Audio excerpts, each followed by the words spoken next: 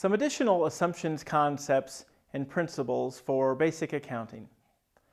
The accounting period concept is that businesses prepare financial statements for investors and creditors at the end of an accounting period.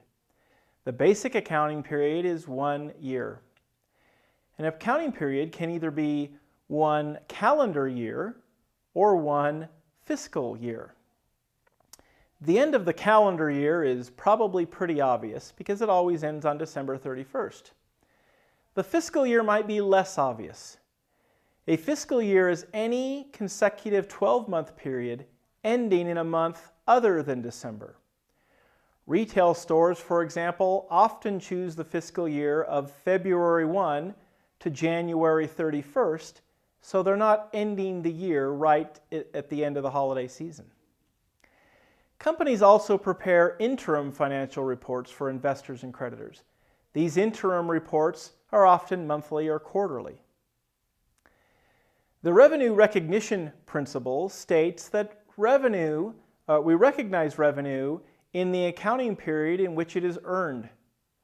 Recognized means journalized, or in that we credit a revenue account in a journal entry. For service firms, earned means we performed the service. For retailers, earned means that they delivered the goods. Note that cash being received is not a requirement to record revenue. And that's because we are learning accrual accounting. Finally, the last one is an important principle, similar to revenue recognition. The matching principle requires all expenses incurred during a period be identified. We can't omit expense just because we don't want to record them. Once we identify them, we need to measure the amounts. Sometimes we know the amount of an expense, and other times we have to estimate it.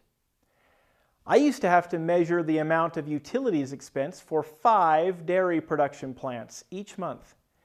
Because of the time period concept, I couldn't wait until I received the utility bill in order to record the expense.